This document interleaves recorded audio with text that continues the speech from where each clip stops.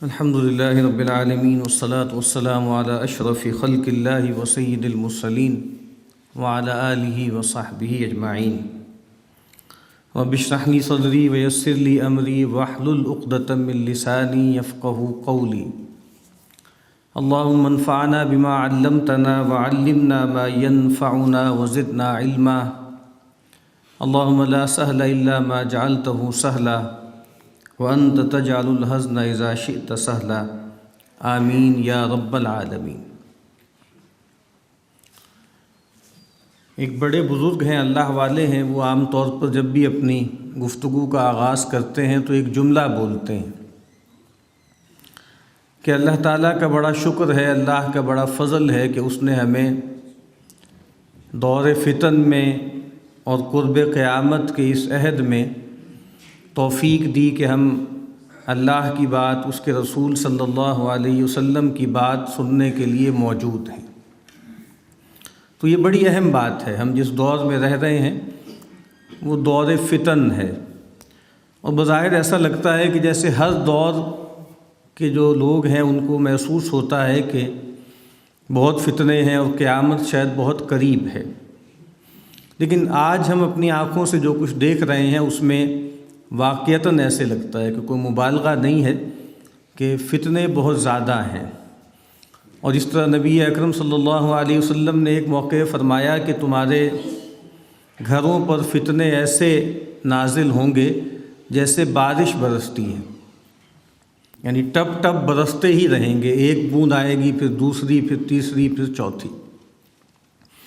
تو ایک کرائسس ہے جس میں سے ہم سب گزر رہے ہیں، اور اس کرائسس کے دو پہلو ہیں۔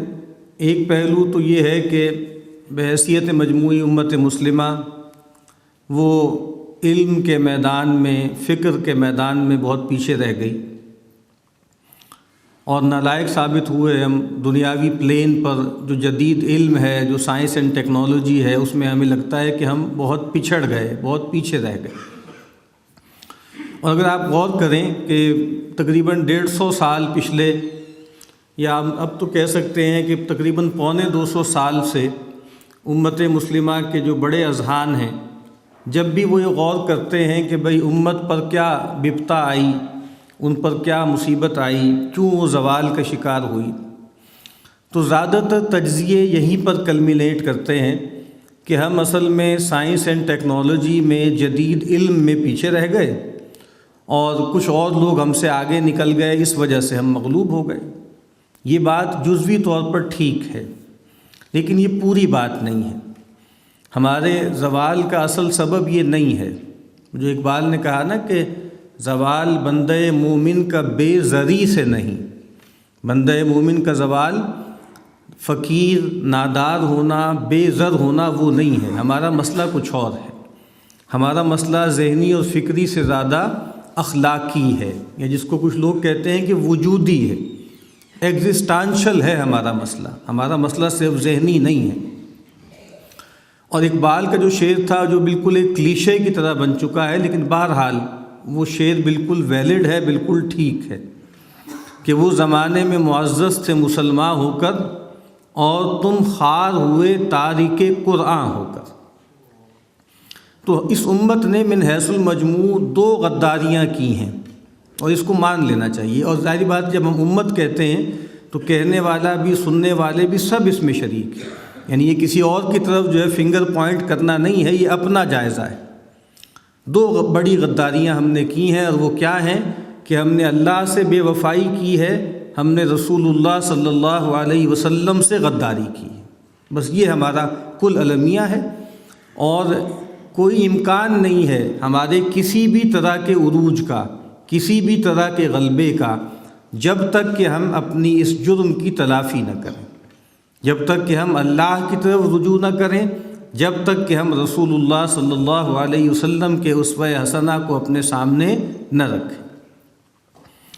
اقبال ہی کا شعر ہے، انہوں نے فارسی میں کہا کہ مقام خیش اگر خواہیں دری دیر، اگر اس دیر میں، اس بت کدے میں، اس عالم صورت میں اگر کوئی مقام بنانا چاہتے ہو، اگر کوئی مرتبہ چاہتے ہو، تو اس کا طریقہ کیا ہے، اس کا منہج کیا ہے؟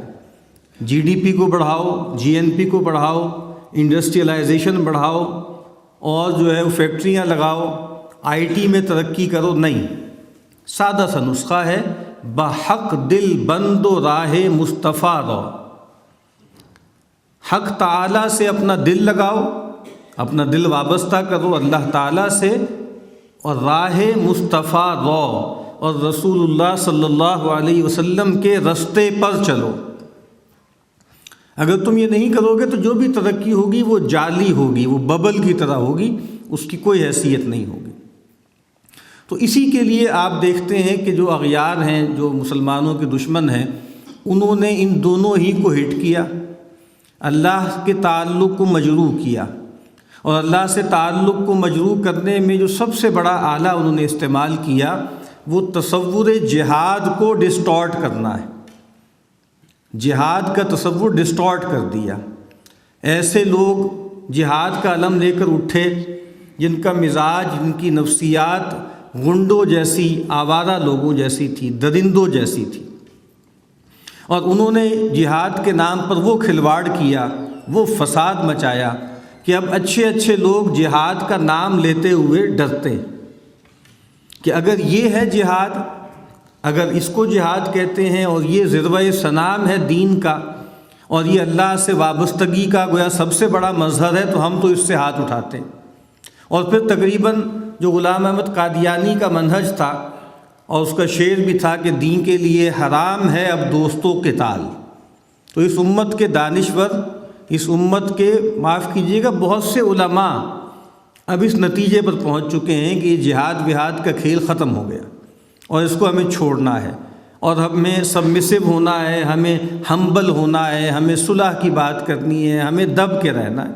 اور دنیا کے کچھ چودھری ہیں، ان کے سامنے دب کے رہنا ہے۔ اگر آپ نے کوئی اسپائن دکھائی، اگر آپ نے کوئی دم خم دکھایا تو آپ کو کچل دیا جائے گا۔ اس وجہ سے سیفٹی کا، مصلحت کا تقاضا یہ ہے کہ کیچوے بن جاؤ، اور کیچوے کی طرح ان کی زمین پر رینگتے رہو۔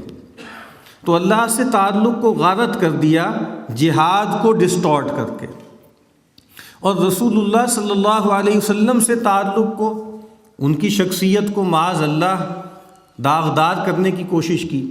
کیسے کیسے کوشش نہیں کی، خاکے بنائے نبی اکرم صلی اللہ علیہ وسلم کے۔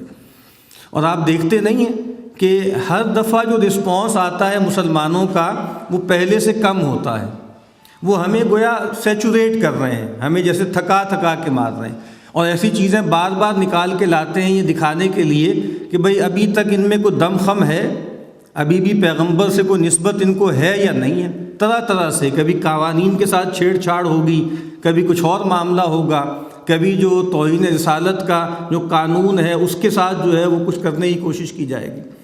اور پھر ایک اور طریقہ کیا ہے کہ رسول اللہ صلی اللہ علیہ وسلم کی محبت جو ہے اس کے مظاہر کو اتنا ولگرائز کر دو، اس میں اتنا بازاری پن پیدا کر دو کہ پھر رسول اللہ صلی اللہ علیہ وسلم سے محبت کی بات کرنا مشکل ہو جائے۔ تو یہ جو چیزیں ہیں اس وجہ سے جو کہتے ہیں اٹس ہائی ٹائم، یہ وقت ہے کہ ہم اللہ کے ساتھ بھی اپنی وفاداری کو مستحکم کریں، اور نبی اکرم صلی اللہ علیہ وسلم کے ساتھ بھی اپنے تعلق کو دوبارہ استوار کریں۔ اسی حوالے سے ہم کوشش کریں گے کہ یہاں پر گفتگو کا ایک سلسلہ ہم نے آج شروع کر دیا ہے، اور وہ ہے نبی اکرم صلی اللہ علیہ وسلم کے شمائل کا مطالعہ، آپ صلی اللہ علیہ وسلم کے شخصی اوصاف، آپ صلی اللہ علیہ وسلم کا خلق کیسا تھا، آپ کے خلق کیسے تھے۔ رسول اللہ صلی اللہ علیہ وسلم نے جو ہمیں ایک دعا سکھائی ہے، جو آپ کا اپنا معمول تھا، کہ جب آپ آئینہ دیکھتے تھے تو آپ یہ دعا کیا کرتے تھے کہ اللہم کما حسنت خلقی فحسن خلقی، کہ اے اللہ جیسے تو نے میری خلقت کو، میرے فزیکل سٹیچر کو خوبصورت بنایا ہے، عمدہ بنایا ہے، ویسے ہی میرے باطنی سٹیچر کو، میری باطنی شخصیت کو، یعنی میرے اخلاق کو بھی خوبصورت بنا دے۔ تو خلق النبی اور خلق النبی جی ہمارا انشاءاللہ موضوع رہے گا۔ اور نبی اکرم صلی اللہ علیہ وسلم یہ دعا بھی کیا کرتے تھے کہ اللہم اجعل سریرتی احسن من علانیتی، کہ اے اللہ تو میرے بھیتر کو، میرے باطن کو خوبصورت بنا دے میرے ظاہر سے، وجعل علانیتی صالحہ، اور میرے ظاہر کو صالح بنا دے، نیک بنا دے۔ تو علانیہ اور سریرہ، یا ظاہر اور باطن، یا خلق اور خلق، یہ ہماری ضرورت ہے کہ ہم نبی اکرم صلی اللہ علیہ وسلم کی زندگی کے ان گوشوں کا مطالعہ کریں۔ اور یہ کیوں ضروری ہے؟ اس کے اسباب کیا ہیں؟ شمائل ہم کیوں مطالعہ کریں ان باتوں کا؟ کیا یہ کوئی ایکیڈیمک بات ہے؟ کیا یہ کوئی علمی ایکٹیویٹی ہے، یا اس کی کوئی دینی جسٹیفیکیشن بھی ہے؟ یہ لیجیٹیمیٹ ہے بھی کہ نہیں ہے؟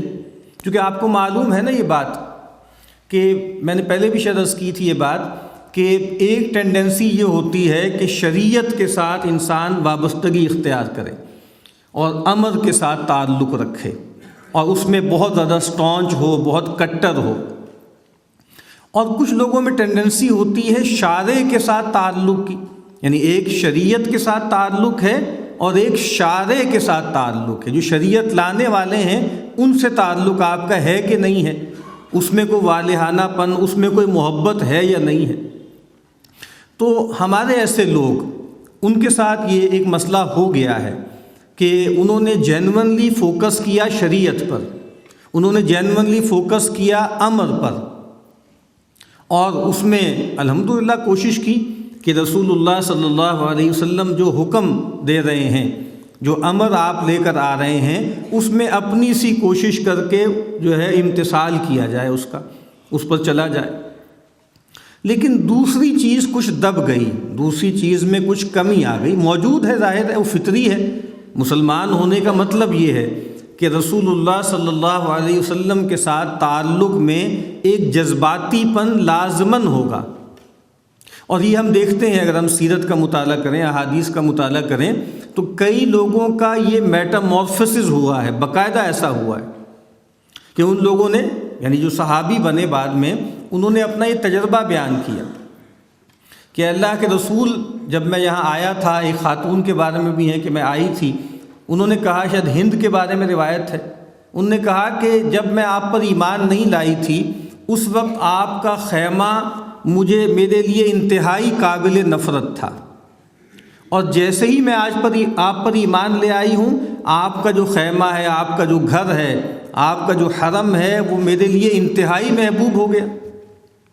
ایک صاحب آئے اور کہا کہ میں آیا تھا اور ارادے سے، لیکن اب جب میں ایمان لے آیا ہوں، ایمان لانے سے پہلے مجھے آپ سے شدید ترین نفرت تھی، لیکن جیسے ہی میں ایمان لایا ہوں، میرے اندر آپ کے لیے والہانہ محبت پیدا ہو گئی۔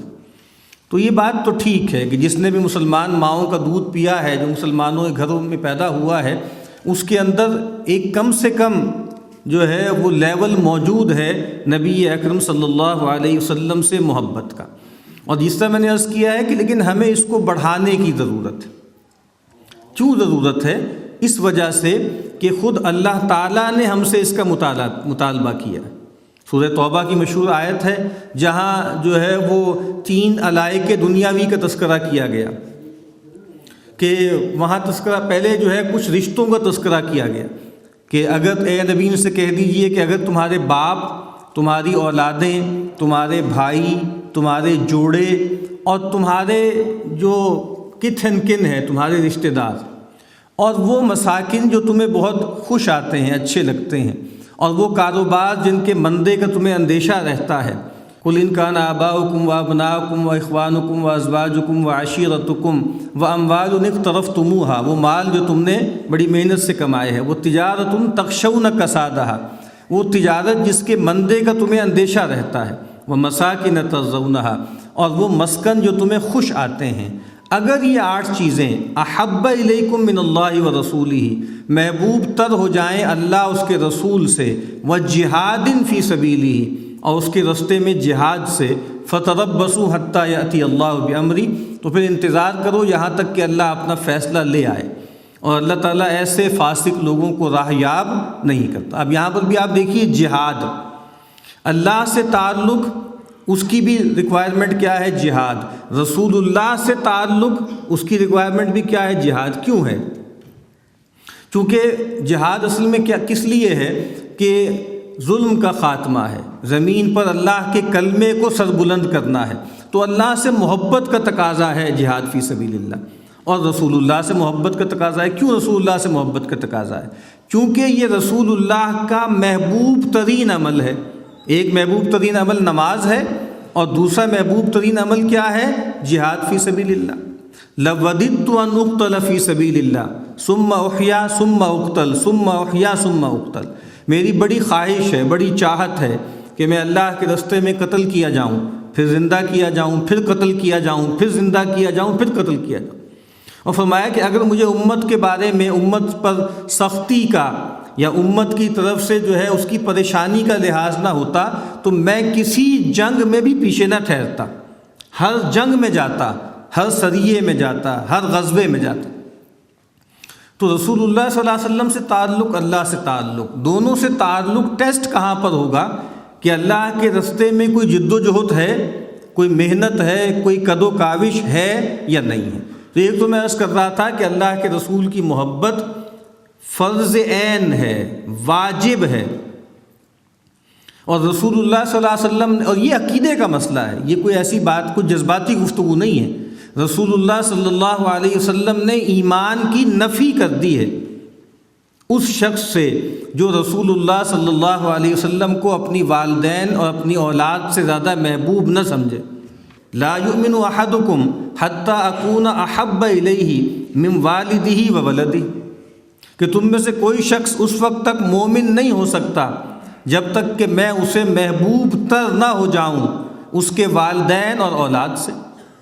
ایک روایت فرمایا کہ لا یؤمن عبد، کوئی بندہ اس وقت تک مومن نہیں ہو سکتا حتی اکون احب الیہ من والدہ و ولدہ والناس اجمعین، تمام انسانوں سے بڑھ کر محبوب نہ ہو جاؤں۔ تو جو ہمارے ہاں قاعدہ ہے نا کہ ما لا یتم الواجب بہ الا بہ فہو واجب، کہ اگر کوئی واجب کسی چیز کے ذریعے جو ہے وہ ممکن نہ ہو تو وہ بھی واجب ہے۔ تو ایمان لانا واجب ہے کہ نہیں ہے؟ ایمان لانا جنت میں داخلے کی شرط ہے۔ ایجابی شرط کیا ہے؟ ایمان کا ہونا، کبھی نہ کبھی جنت میں چلا جائے گا اگر رائی کے ذرے کے برابر بھی ایمان ہو۔ اور سلبی شرط کیا ہے؟ کہ شرک نہ ہو۔ تو ایمان کوئی آپشنل نہیں، کوئی آپشن نہیں ہے ہمارے پاس کہ چاہیں تو ایمان کی محنت کریں، چاہے تو ایمان کی محنت نہ کریں۔ ایمان تو ہمیں لانا ہی لانا ہے، ایمان کی محنت تو ہمیں کرنی ہے۔ اور رسول اللہ نے فرما دیا ہے کہ تم مومن ہو نہیں سکتے جب تک کہ میں تمہیں محبوب تر نہ ہو جاؤں۔ تو اس کا مطلب یہ ہے کہ یہ ضروری ہے نا۔ اور پھر رسول اللہ صلی اللہ علیہ وسلم نے ہمیں فرمایا ہے کہ ہم، یا قرآن مجید نے ہمیں بتایا ہے کہ ہمارے لیے اسوہ حسنہ کیا ہے، ہمارے لیے رول ماڈل کیا ہے۔ تو اللہ کے کیا فرمایا کہ لقد کان لکم فی رسول اللہ اسوۃ حسنہ، کہ تمہارے لیے بہترین جو نمونہ ہے وہ رسول اللہ صلی اللہ علیہ وسلم کی زندگی ہے۔ تو بھائی محبت کیسے پیدا ہوگی؟ محبت معرفت سے پیدا ہوتی ہے نا۔ آپ دیکھیے اللہ سے تعلق میں بھی سب سے بڑی قدر کیا ہے؟ خشیت، تقوی۔ اور خشیت کیسے پیدا ہوتی ہے؟ خشیت علم سے پیدا ہوتی ہے۔ انما یخشی اللہ من عبادہ العلماء، اللہ تعالیٰ کی حقیقی خشیت اس کے بندوں میں سے اس کے عالم بندے رکھتے ہیں۔ تو اگر ہمیں کوئی تعارف ہی نہیں ہے رسول اللہ صلی اللہ علیہ وسلم کا تو پھر ہمارا تعلق کیا ہوگا؟ ہمیں محبت کیسے ہوگی؟ اسی وجہ سے اب دیکھیں، جب یہ بات کہی جاتی ہے کہ ہمیں رسول اللہ صلی اللہ علیہ وسلم سے شخصی تعلق قائم کرنا ہے، تو بہت نیک لوگ، بہت جیسے دین کی محنت کرنے والے لوگوں کے لیے یہ بات بالکل فرینچ ان کو لگتی ہے، یہ عجیب سی بات کی جا رہی ہے، یہ کیا کہا جا رہا ہے؟ رسول اللہ صلی اللہ علیہ وسلم کی ذات سے تعلق، یہ کیا چیز ہے؟ یہ کیوں ہوا ہمارے ساتھ؟ اسی وجہ سے ہوا نا کہ ہم نے رسول اللہ صلی اللہ علیہ وسلم کی شخصیت کے اس پہلو پر توجہ نہیں دی، پیغام پر بہت توجہ دی، امر پر بہت توجہ دی، آپ کی جو ذات مبارک ہے اس کو ہم نے فوکس میں نہیں رکھا۔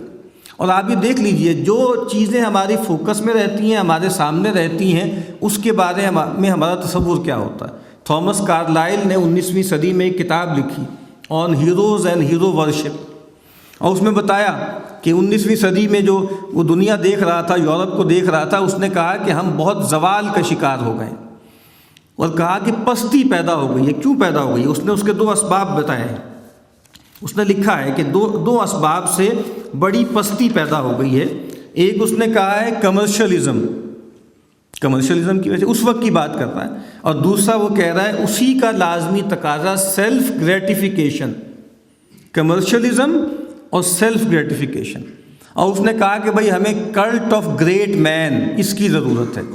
کوئی بڑے لوگ آئیں گے اور ہمیں اس پستی سے نکالیں گے، ایسے ہیروز پیدا ہوں گے.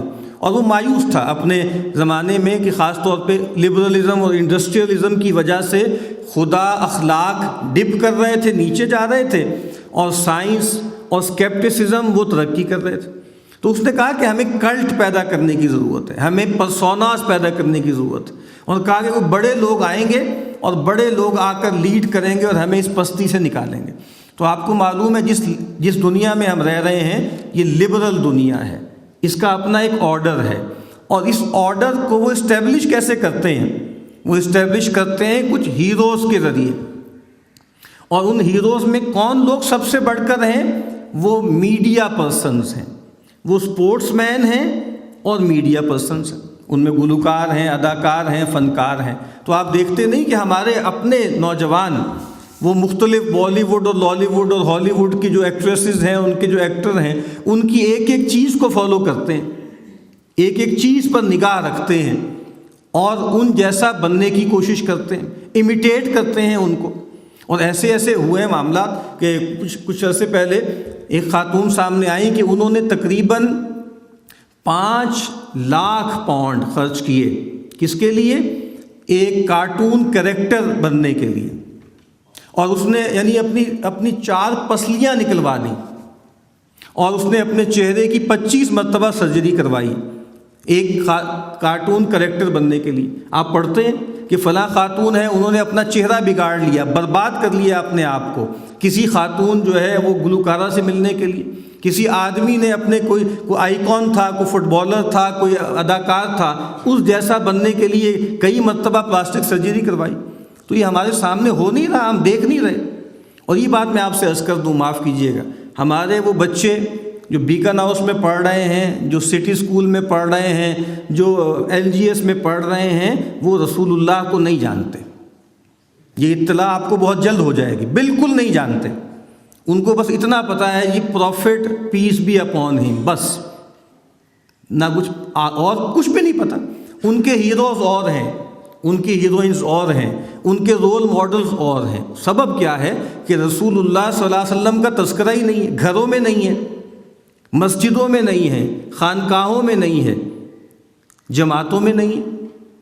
تو رسول اللہ صلی اللہ علیہ وسلم کا تذکرہ کرنا کثرت سے، آپ کے شخصی اوصاف کا تذکرہ کرنا، تاکہ رسول اللہ صلی اللہ علیہ وسلم سے ایک قلبی تعلق پیدا ہو، ایک شخصی تعلق پیدا ہو. یہ ہمارے دین ایمان کی ضرورت ہے.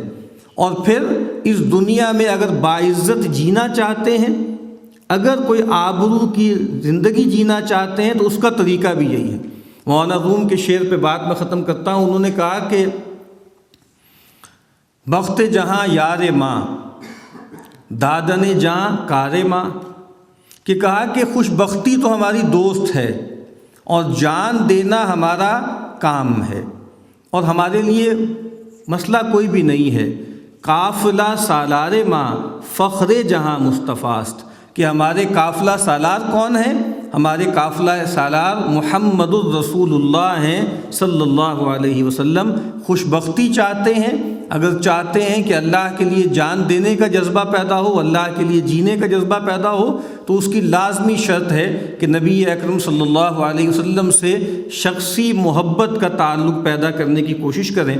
یہ آپ کو کتابچہ دیا گیا ہے، یہ ہمارے بہت فاضل دوست ہیں جمیل الرحمان عباسی صاحب، انہوں نے اس بہت محبت سے اور بہت محنت سے یہ ترجمہ کیا ہے.